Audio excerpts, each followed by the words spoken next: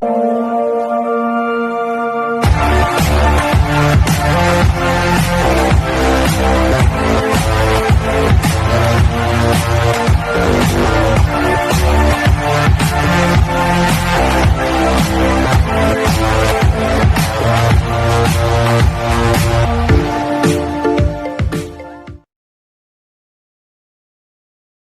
foundation stones to build a happy and successful relationships.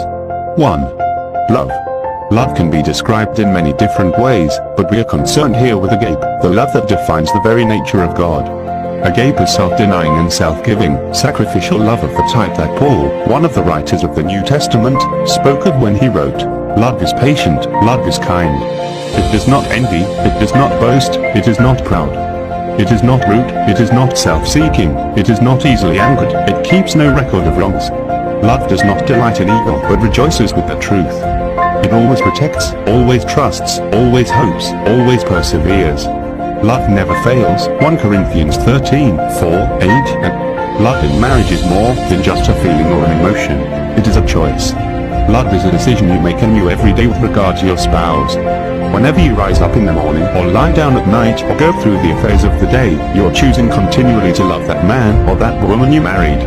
Understanding that love is a choice will help keep you out of trouble when temptation comes, and it will. Knowing you have made a decision to love your husband or your wife will carry you through those times when he or she has made you angry, or when you see that handsome or attractive coworker at the office. You could have married someone else, but that's not the point. The point is, you made a decision. When you married your spouse, you chose to love and cherish him or her for the rest of your life. That love must be fresh and daily. One of the most important foundation stones for a happy marriage is a sacrificial love for your spouse that you choose to renew daily. 2. Truth. Truth is fundamental in marriage. A marriage that is not based on truth is headed for trouble right away. The greatest and most reliable source of truth is the Bible, which is the Word of God, who is himself truth and the one who designed and instituted marriage. Every conscientious husband and wife should measure their marriage by the unchanging standard of the principles found in God's Word. The Bible is a truthful and reliable guide for every area of life. No one's interests are served if spouses are not honest with each other. Honesty, tempered and seasoned with love, fosters an environment of trust. 3. Trust. Trust is closely related to truth. If a husband and wife want their marriage to be happy and successful, they must be able to trust each other implicitly. Nothing damages a marriage more than broken trust.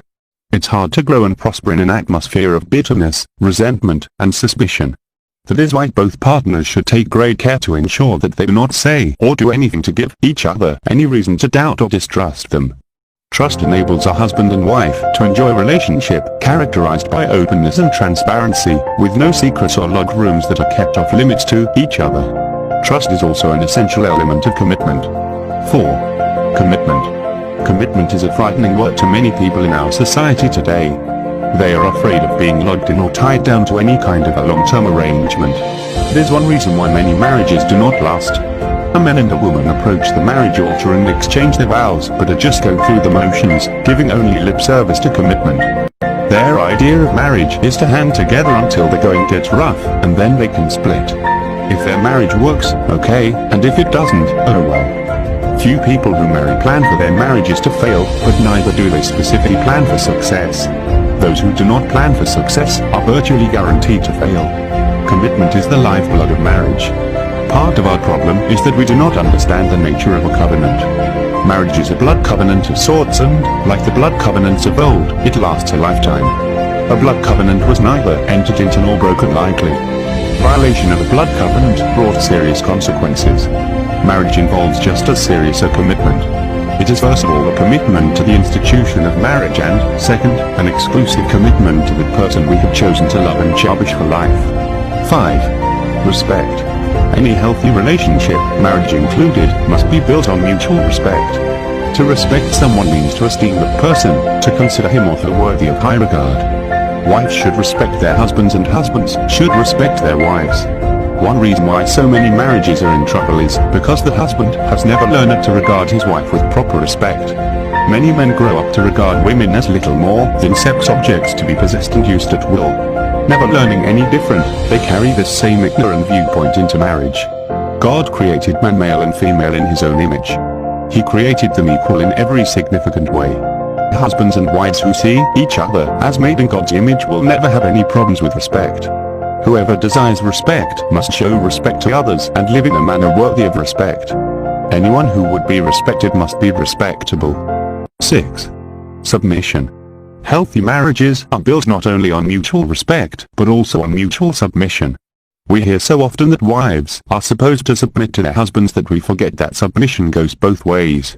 Submit to one another out of reverence for Christ. Wives, submit to your husbands as to the Lord. Husbands, love your wives, just as Christ loved the church and gave himself up for her. 5:21, 22, 25. Jesus giving himself up in death out of love for his church was the ultimate act of submission. Ephesians 5:25 says that husbands are supposed to love their wives in that same way, a love characterized by sacrificial, self-giving submission. Properly understood, there is nothing demeaning about submission. It is chosen freely, not imposed from without. Essentially, submission is the willingness to give up our right to ourselves, to freely surrender our insistence on having our own way all the time. Submission means putting the needs, rights, and welfare of another person ahead of our own. A marriage built on this kind of submission will grow healthy, strong, and fulfilling. 7. Knowledge. It would be almost impossible to overemphasize the importance of knowledge as a firm foundation for marriage. Many marriages struggle or fail because of lack of knowledge. Couples enter married life with no clue as to what marriage is or is not. They carry unrealistic and unreasonable expectations of themselves, their spouses, and their relationship as a whole. That's why premarital counseling is indispensable. Couples considering marriage need time to get to know one another. They need time to talk about their dreams, their desires, and their expectations. They need time to study and learn the spiritual foundations and principles for marriage that God has given in His Word. With all the resources that are currently available, and because so much is at stake, there is no excuse today for marital ignorance or illiteracy. 8. Faithfulness. Faithfulness is closely related to commitment and also has a lot to do with trust. When we speak of faithfulness in marriage, we most often have sexual relations in mind. Faithful partners will be true, reserving sexual expression exclusively for each other. This is why many married couples who are sexually active before marriage often have trouble in their relationships. The basic element of faithfulness is missing. Even if they've pledged to be faithful to each other, there is always that shadow of doubt. It doesn't take much for that shadow to become a dark storm cloud looming over everything. Marital faithfulness involves more than just sexual fidelity. Being faithful to your wife also means defending her and affirming her beauty, intelligence, and integrity at all times, particularly before people. Faithfulness to your husband means sticking up for him, always building him up and never tearing him down. Marital fidelity means that your spouse's health, happiness, security, and welfare take a higher place in your life than anything else except your own relationship with the Lord. 9. Patience. Patience is another essential foundation stone for building a successful and happy marriage. Why? Marriage brings together two totally different people with different experiences, different backgrounds, different temperaments, different likes and dislikes, and sometimes even different cultures. Because of these differences, both partners will have to make major adjustments in their lives and attitudes if their marriage is to succeed. Some bumps and bruises along the way are inevitable. She may wear her hair in a way he doesn't like. He may drive her up the wall with his habit of leaving his dirty clothes lying around everywhere. They may have conflict regarding expectations, money management, use of leisure time, sex, parenting, any number of things. The critical key in dealing with conflict and adjusting to differences is patience. Both partners will need truckloads of it. 10. Financial stability. Financial stability is one of the most often overlooked foundation stones of marriage. Many young couples who are planning to marry give little thought to the importance of entering marriage with a well-established financial base. Love is certainly important, even critical, but let's be practical. Love won't pay the rent or put food on the table. Adjusting to married life is difficult and challenging enough on its own. The last thing a couple needs is to go into the marriage with a lot of minuses. Financial instability is one of the biggest minuses of all. If you're having money problems before you are married, what makes you think they will go away after you are married? The time to think about finances is before the wedding, long before. Couples should discuss the matter frankly and honestly and have a clear financial plan in place before they take their vows.